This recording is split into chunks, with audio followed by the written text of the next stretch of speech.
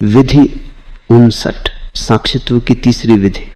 प्रिय, न सुख में और न दुख में बल्कि दोनों के मध्य में अवधान को स्थित करो। प्रत्येक चीज ध्रुवीय है, अपने विपरीत के साथ है, और मन एक ध्रुव से दूसरे ध्रुव पर डोलता रहता है, कभी मध्य में नहीं ठहरता। क्या तुमने कोई ऐसा क्षण जाना है जब तुम न सुखी हो और न दुखी? क्या तुमने कोई ऐसा क्षण जाना है जब तुम न स्वस्थ थे न बीमार? क्या तुमने कोई ऐसा क्षण जाना है जब तुम न ये थे न वह, जब तुम ठीक मध्य में थे, ठीक बीच में थे? मन अविलंब एक अति से दूसरी अति पर चला जाता है। अगर तुम सुखी हो तो देर अबेर तुम दुख की तरफ गति कर जाओगे और शीघ्र ही कर जाओगे। सुख विदा हो जाएगा और तुम दुख में हो जाओगे। अगर तुम्हें अभी अच्छा लग रहा है तो देर अबेर तुम्हें बुरा लगने लगेगा और तुम बीच में कहीं नहीं रुकते, इस छोर से सीधे उस छोर पर चले जाते हो। घड़ी के पेंडुलम की तरह तुम बाएं से दाएं और दाएं से बाएं डोलते रहते हो और पेंडुलम डोलता ही रहता है। एक गूढ़ नियम है, जब पेंडुलम बाईं ओर जाता है तो लगता है कि बाईं ओर जा रहा है, लेकिन सच में तब वह दाईं ओर जाने के लिए शक्ति जुटा रहा होता है। और वैसे ही जब वो दाईं ओर जा रहा है तो बाईं ओर जाने के लिए शक्ति जुटा रहा होता है। तो जैसा दिखाई पड़ता है वैसा नहीं। जब तुम सुखी हो रहे हो तो तुम दुखी होने के लिए शक्ति जुटा रहे हो, और जब तुम्हें हंसते देखता हूं तो जानता हूं कि रोने का क्षण दूर नहीं। भारत के गांवों में माताएं ये जानती हैं, जब कोई बच्चा बहुत हंसने लगता है तो वे कहती हैं उसका हंसना बंद करो, अन्यथा वह रोएगा, वो होने ही वाला है। अगर कोई बच्चा बेहद खुश हो तो उसका अगला कदम दुख में पड़ने ही वाला है, इसलिए माताएं उसे रोकती हैं, अन्यथा वह दुखी होगा। लेकिन यही नियम विपरीत ढंग से भी लागू होता है और लोग ये नहीं जानते। कोई बच्चा रोता है तो तुम उसे रोने से रोकते हो, तो तुम उसका रोना ही नहीं रोकते, तुम उसका लगने वाला कदम भी रोक रहे हो। अब वह सुखी भी नहीं हो पाएगा। बच्चा जब रोता है तो उसे रोने दो, बच्चा जब रोता है तो उसे मदद दो कि और रोए।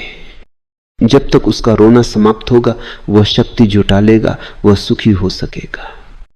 अब मनोवैज्ञानिक कहते हैं कि जब बच्चा रोता चीखता हो तो उसे रोको मत, उसे मनाओ मत, उसे बहलाओ मत, उसके ध्यान को रोने से हटाकर कहीं अन्यत्र ले जाने की कोशिश मत करो। उसे रोना बंद करने के लिए रिश्वत मत दो, कुछ मत करो, बस उसके पास मौन बैठे रहो और उसे रोने दो, चिल्लाने दो। तब वह आसानी से सुख की ओर गति कर पाएगा, अन्यथा न वह रो सकेगा और न सुखी हो सकेगा। हमारी यही स्थिति है, हम कुछ नहीं कर पाते। हम हंसते हैं तो आधे दिल से और रोते हैं तो आधे दिल से। लेकिन यही मन का प्राकृतिक नियम है, वो एक छोर से दूसरे छोर पर गति करता रहता है। ये विधि इस प्राकृतिक नियम को बदलने के लिए है। प्रिय, न सुख में और न दुख में बल्कि दोनों के मध्य में अवधान को स्थिर करो। किन्हीं भी ध्रुवों को, विपरीतताओं को चुनो और उनके मध्य में स्थित होने की चेष्टा करो। इस मध्य में होने के लिए तुम क्या करोगे? मध्य में कैसे होगे? एक बात की, जब दुख में होते हो तो क्या करते हो? जब दुख आता है तो तुम उससे बचना चाहते हो, भागना चाहते हो। तुम दुख नहीं चाहते, तुम उससे भागना चाहते हो। तुम्हारी चेष्टा रहती है कि तुम उससे विपरीत को पालो, सुख को पालो। और जब सुख आता है तो तुम क्या करते हो? तुम चेष्टा करते हो कि सुख बना रहे ताकि दुख ना आ जाए। तुम उससे चिपके रहना चाहते हो, तुम सुख को पकड़ कर रखना चाहते हो और दुख से बचना चाहते हो। यही स्वाभाविक दृष्टिकोण है, यही ढंग है। अगर तुम इस प्राकृतिक नियम को बदलना चाहते हो तो जब दुख आए तो उससे भागने की चेष्टा मत करो, उसके साथ रहो, उसको भोगो। ऐसा करके तुम उसकी पूरी प्राकृतिक व्यवस्था को अस्त व्यस्त कर दोगे। तुम्हें सिर दर्द है, उसके साथ रहो, आंखें बंद कर लो और सिर दर्द पर ध्यान करो, उसके साथ रहो। कुछ भी मत करो, बस साक्षी रहो, उससे भागने की चेष्टा मत करो। और जब सुख आए और तुम किसी क्षण विशेष रूप से आनंदित अनुभव करो तो उसे पकड़कर उससे चिपक मत जाओ, आंखें बंद कर लो और उसके साथ साक्षी हो जाओ। सुख को पकड़ना और दुख से भागना भूल भरे चित्त के स्वाभाविक गुण हैं। और अगर तुम साक्षी रह सको तो देर बेर तुम मध्य को उपलब्ध हो जाओगे। प्राकृतिक नियम तो यही है कि एक से दूसरी अति पर आते जाते रहो। अगर तुम साक्षी रह सके तो तुम मध्य में रह सकोगे। बुद्ध ने इसी विधि के कारण अपने पूरे दर्शन को मध्यम निकाय मध्यम मार्ग कहा है। वे कहते हैं कि सदा मध्य में रहो, चाहे जो भी विपरीतताएं हों तुम सदा मध्य में रहो। और साक्षी होने से मध्य में हुआ जा सकता है। जिस क्षण तुम्हारा साक्षी खो जाता है तुम या तो आसक्त हो जाते हो या विरक्त। अगर तुम विरक्त हुए तो दूसरी अति पर चले जाओगे और आसक्त हुए तो इस अति पर बने रहने की चेष्टा करोगे, लेकिन तब तुम कभी मध्य में नहीं होगे। सिर्फ साक्षी बनो, न आकर्षित हो और न विकर्षित ही। सिर दर्द है तो उसे स्वीकार करो, वह तथ्य है। जैसे वृक्ष है, मकान है, रात है, वैसे ही सिर दर्द है। आंख बंद करो और उसे स्वीकार करो, उससे बचने की चेष्टा मत करो। वैसे ही तुम सुखी हो तो सुख के तथ्य को स्वीकार करो, उससे चिपके रहने की चेष्टा मत करो। और दुखी होने का प्रयत्न भी मत करो, कोई भी प्रयत्न मत करो। सुख आता है तो आने दो, दुख आता है तो आने दो। तुम शिखर पर खड़े दृष्टा बने रहो जो सिर्फ चीजों को देखता है। सुबह आती है, शाम आती है, फिर सूरज उगता है और डूबता है, तारे हैं और अंधेरा है, फिर सूर्योदय है। और तुम शिखर पर खड़े दृष्टा हो, तुम कुछ कर नहीं सकते, तुम सिर्फ देखते रहते हो।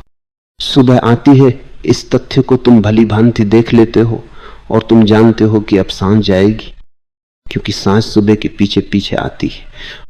वैसे ही जब सांझ आती है तो तुम उसे भी भली भांति देख लेते हो और तुम जानते हो कि अब सुबह आएगी, क्योंकि सुबह सांझ के पीछे पीछे आती है। जब दुख है तो तुम उसके भी साक्षी हो। तुम जानते हो कि दुख आया है, देर अबेर वह चला जाएगा और उसका विपरीत ध्रुव आ जाएगा। और जब सुख आता है तो तुम जानते हो कि वह सदा नहीं रहेगा, दुख कहीं पास ही छिपा होगा। तुम खुद दृष्टा ही बने रहते हो। अगर तुम आकर्षण और विकर्षण के बिना, लगाव और दुराव के बिना देखते रहो तो तुम मध्य में आ जाओगे।